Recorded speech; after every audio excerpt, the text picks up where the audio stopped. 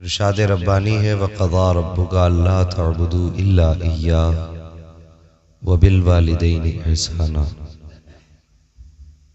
तुम्हारे रब ने यह फैसला फरमा दिया कि अल्लाह के सिवा किसी की इबादत नहीं करनी है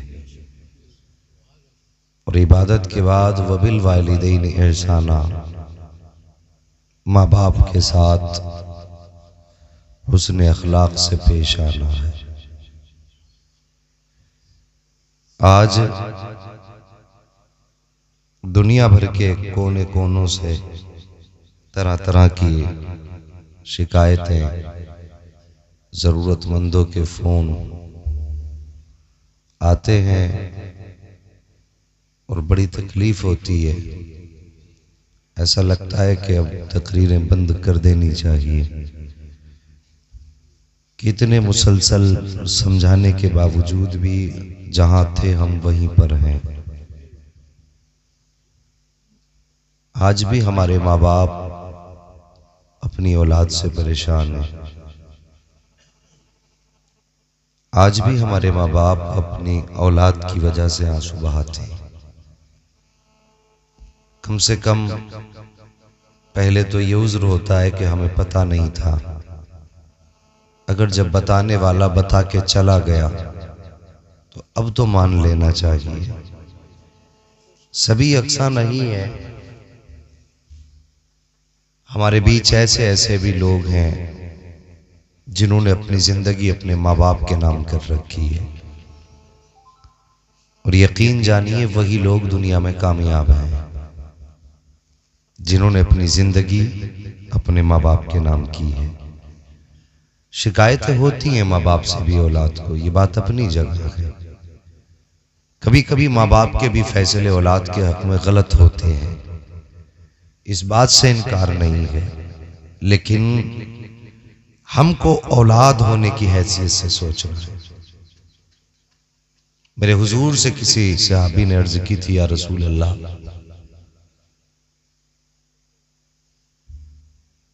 मेरे ऊपर सबसे ज्यादा हक किसका है? मेरे हुजूर ने फरमाया तेरी माँ का।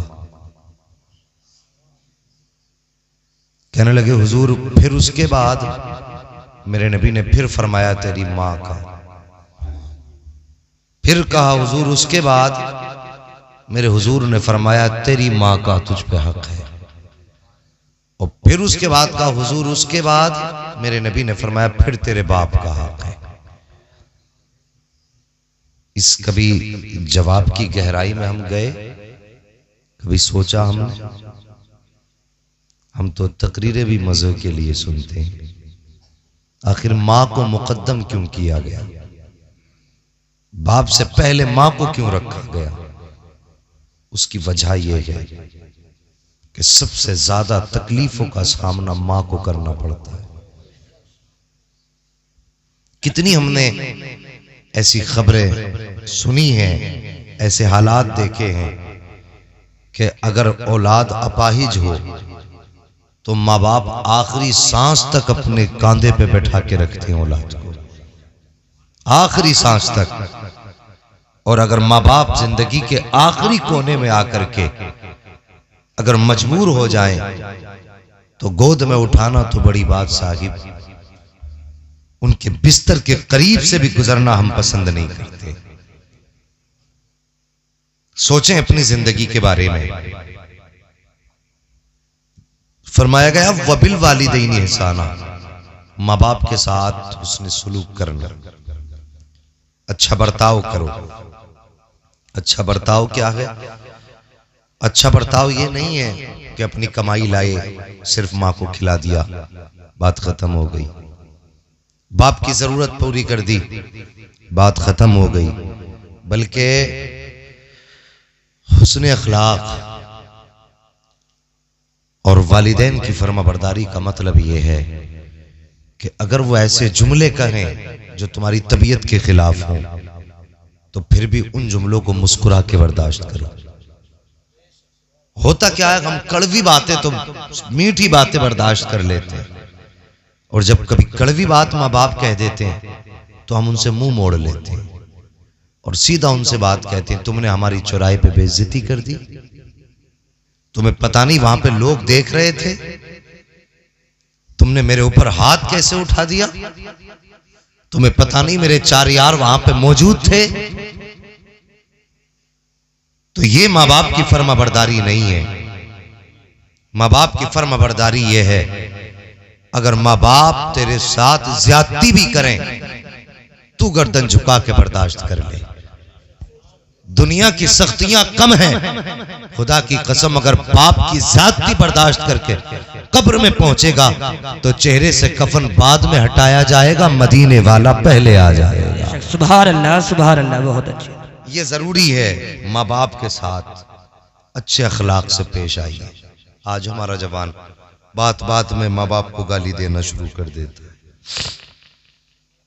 बात बात में, रात के वक्त में अगर बाप कहते इतनी रात को कहां से आ रहा है, हालात अच्छे नहीं है, कहां गया था, तो कहते हैं तुम्हें मतलब, तुम होते कौन हो। बाप कहते हैं बेटे हालात अच्छे नहीं है।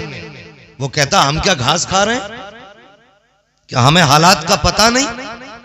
और नादान, तुझे बाप के लहजे का उस दिन पता चलेगा जिस दिन तेरे आगे औलाद होगी।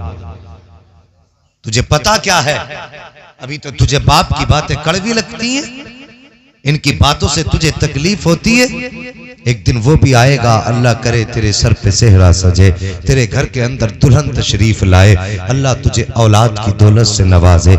जिस दिन तेरे आगे औलाद होगी तब तुझे पता चलेगा औलाद की फिक्र क्या होती है, औलाद की मोहब्बत क्या होती है। आज माँ बाप तुझे डांट देते हैं, इतनी रात को कहां से आ रहा है, तो तेरा चेहरा बिगड़ जाया करता है। अगर माँ कहती है सवेरा आ जाया कर, तो कहता है कम भौंका कर, जबान को लगाम दे। किसके सामने जबान खोल रहा है, तुझे पता नहीं है। अल्लाह की कसम, जिस तरह कायनात को बनाने वाला एक ही रब होता है, उसी तरह पैदा करने वाला एक ही बाप हुआ करता है। जैसे रब के सिवा कोई माबूद नहीं है, उसी तरह बाप के सिवा कोई दूसरा बाप नहीं होता है, माँ के सिवा कोई दूसरी माँ नहीं हो सकती है। तू किसके खिलाफ जबान खोल रहा है, तूने जाना नहीं है। आज माँ बाप कहते हैं सवेरा आया करो, तो उनको डांट करके छुपा दिया करते हो। आज गुस्सा कर ले जितना करना है, आज डांट ले जितना डांटना है। एक दिन खुदा की कसम, यही बाप जिसका लहजा तुझे बुरा लगता है, जिसकी आवाज से तुझे तकलीफ होती है, जिसका बोलना तुझे जहर लगा करता है, जिस दिन ये सफेद जोड़ा पहन लेगा और जनाजे पे लेट के कब्रिस्तान चला जाएगा, उसके बाद तुझे पता चलेगा तूने किस चीज को खो दिया है। तू रात को ताखीर से आएगा तो, लेकिन कोई तुझसे पूछने वाला ना होगा। तू देर से घर में कदम रखेगा, कोई तुझे टोकने वाला ना होगा। उस दिन तुझे पता चलेगा तूने कौन सी दौलत को खो दिया है। उस दिन तेरे कान तलाश करेंगे, काश आज वो फिर से आवाज आ जाए जो रातों को उठ के मुझे डांटा करते थे, फिर से वो लहजा मेरे कानों में आ जाए जो रातों को मुझसे हिसाब लिया करता था। तुझे उस दिन एहसास होगा तूने किस दौलत को खो दिया है। उस दिन तू चाहेगा काश मेरे बाप की आवाज मुझे आ जाए, मुझसे पूछने वाली मेरी माँ की आवाज आ जाए। तेरी आंखें तलाश तो करेंगी, लेकिन तुझे वो चेहरा नजर नहीं आएगा। तेरे कान तलाश करेंगे, लेकिन तुझे लहजा सुनाई नहीं देगा। आज अल्लाह ने माँ बाप की दौलत दी है, इनकी इज्जत कर लो, इनकी कदर कर लो। और यार ये चले गए तो तड़प जाओगे, माँ बाप नहीं पाओगे। अगर ये चले गए तो सारी दौलत मुट्ठी में लेके फिरोगे, सारी दौलत लेकर भी कोई तुम्हें माँ बाप का चेहरा नहीं दे पाएगा। तुमने माँ बाप को जाना नहीं है। अल्लाह अकबर, माँ बाप कितनी बड़ी दौलत होते हैं, कभी करीब से समझने की कोशिश किया करो। और यार जो बरसों की इबादत से रुतबे नहीं मिला करते, वो एक रात में माँ की दुआएं रुतबे दे दिया करती हैं। सुभान अल्लाह, सुभान ये माँ बाप होते हैं। आज इनके लहजे कड़वे लगते हैं, आज इनके अंदाज बुरे लगते हैं। आज इन्होंने डांट दिया तो तेरा चेहरा बिगड़ जाता है। और हमने तो यहाँ तक कुछ ऐसे जालिम बेटों को देखा है कि उनके घर में खुशियां आई है ना, तो फिर उन्होंने माँ बाप को नहीं पूछा। माँ बाप को नहीं पूछते।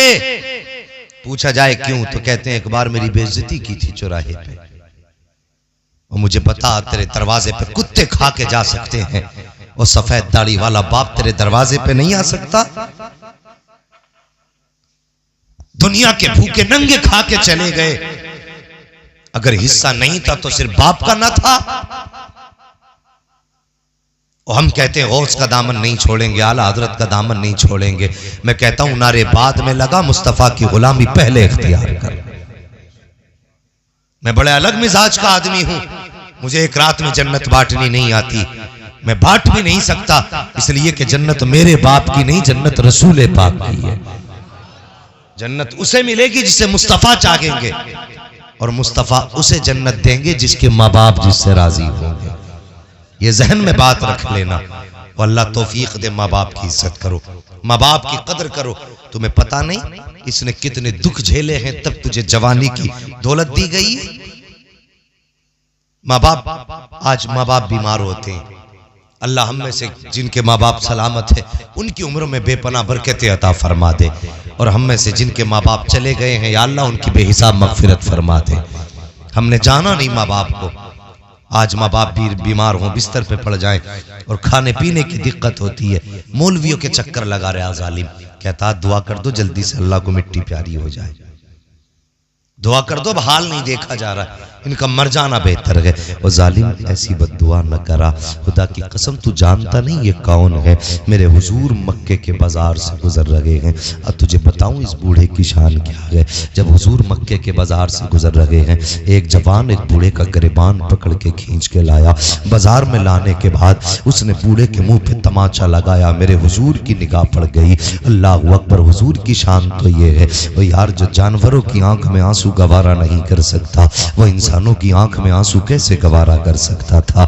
जिसकी बारगाह में परिंदे रो दे तो उसकी आंखें बरस जाएं, अगर उसके सामने कोई सफेद दाढ़ी वाला रोता हो तो वो महबूब कैसे गवारा कर सकता था। अल्लाह अकबर, हुजूर ने देखा तमाचा बूढ़े के लगाया है। मेरे हुजूर ने जाके जवान की कलाई पकड़ी है, बूढ़े का गिरबान छुटाया, और छुटाने के बाद फरमाते हैं बता इस बूढ़े के साथ ये जुल्म क्यों कर रहा है। जब इतनी बात कही है, जवान की गर्दन झुक गई। मेरे हुजूर ने बूढ़े की तरफ देखा, देख के मेरे हुजूर ने फरमाया बाबा किस्सा क्या है, बात क्या है, ये तुम्हें क्यों मार रहा है। जब इतनी बात बूढ़े ने कही सुनी है, बूढ़े की आंख में आंसू आ जाते हैं। उसने मेरे हुजूर का चेहरा देखा, देख के कहने लगा ओ हसीनो महजबी, आज तक मक्के में कोई ऐसा हमने नहीं देखा है जो किसी रोते हुए के आंसू पोंछने आया हो। आज तक हमने कोई इतना मेहरबान न देखा जिसने दूसरों की मुसीबत में हाथ बढ़ा के उसकी मुसीबत दूर की हो। बता तो सही मेहरबान कहाँ का रहने वाला है, तेरा नाम क्या है। मेरे हुजूर ने फरमाया बाबा नाम ना पूछ, बता तो सही ये क्यों मार रहा है। मेरे हुजूर ने जब इतना कहा था, बूढ़े ने कहा आने वाले सुन, ये रिश्ते में मेरा बेटा लगता है, मैं इसका बाप लगता हूँ। कहा कि मैं बूढ़ा हो गया हूँ, जब तक मेरे पास पैसा मौजूद था ये मेरी कमाई खाता रहा, और जब पैसा खत्म हो गया है अब इसको मेरा चेहरा अच्छा नहीं लगता, ये मेरी खांसी से एतराज करता है। आज ये मुझे बाजार में बेचने के लिए लाया है, और इसलिए बाजार में बेचने लाया है ताकि मुझे बेच के कुछ पैसा कमा सके, उस पैसे से इसका खर्चा चल सके। जब इतनी बात मेरे हुजूर ने सुनी है, अल्लाह अकबर, चश्मा ने नबुव्वत बरसने लग जाते हैं। आका करीम ने अपना दस्त नबुव्वत जवान के सीने पे मारा है। फरमाते जालिम तू इस बाप को बाजार में क्यों बेचने लाया है। ये सोच करके बेचने लाया था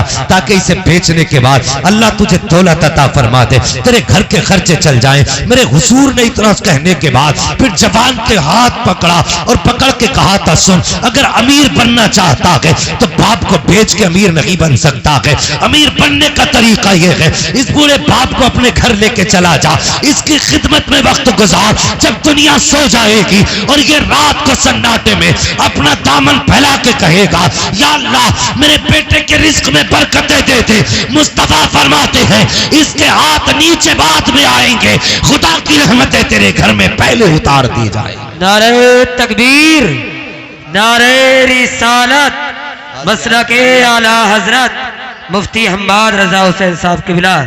नारे तकबीर, नारे रिसालत।